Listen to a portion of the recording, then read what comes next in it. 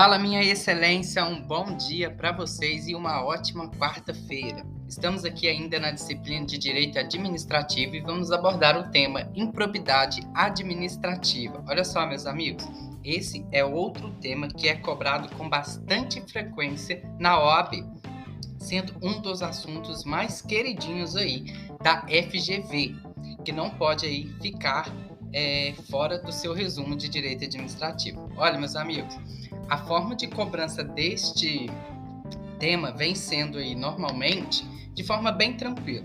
E ele é praticamente certo ali de cair na prova da OAB.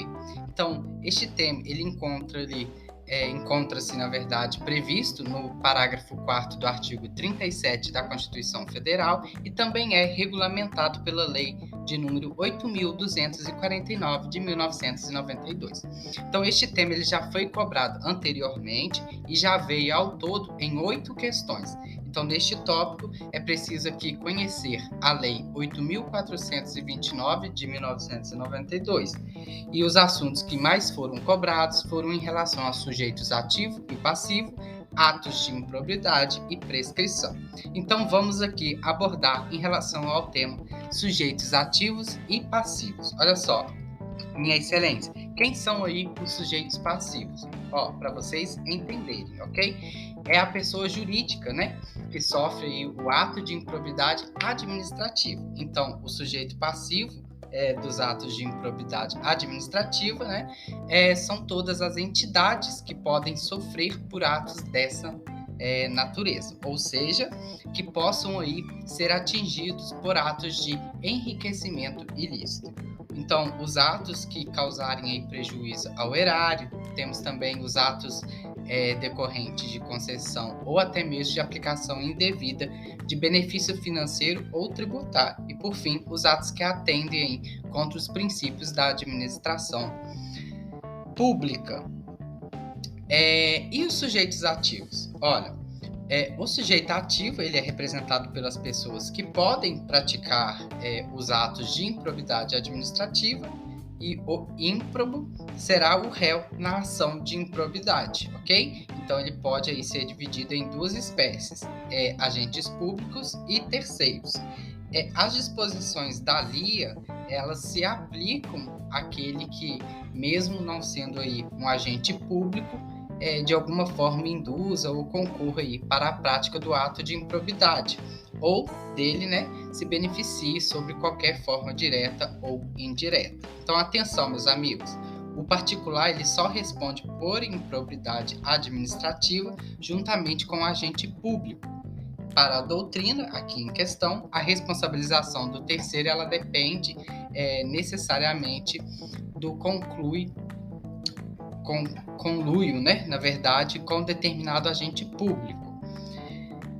Vamos lá entender melhor sobre pessoa jurídica. Olha, para o Superior Tribunal de Justiça, as pessoas jurídicas elas não se enquadram como agentes públicos, não podem, então, né, praticar atos de improbidade na qualidade de terceiro.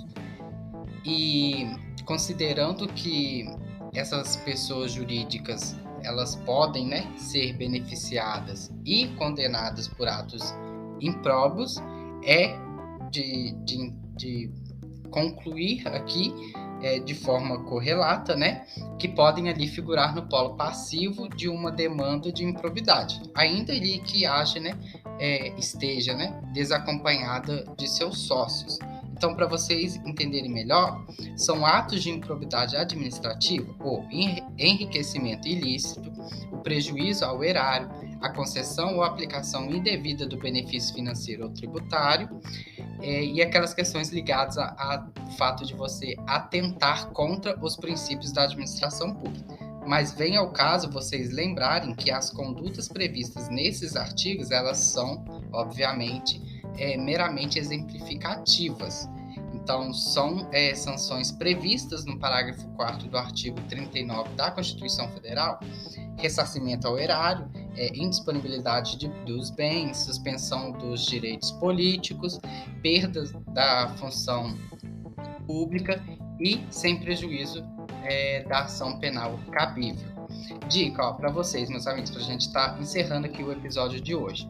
Utilize o processo mnemônico, RISP, ok? Assim, ainda que o sujeito não enriqueça ilicitamente ou não cause prejuízo ao erário, poderá ele, responder por improbidade administrativa, pelo aquele ato que atentar contra os princípios da administração pública. Lembre-se, a aplicação das sanções ela sempre depende do processo judicial prévio e podem ser aplicadas de forma isolada ou cumulativamente. Olha aqui, meus amigos, o processo mnemônico RISP, ele significa ressarcimento ao erário, indisponibilidade dos bens, suspensão dos direitos políticos e perda da função pública.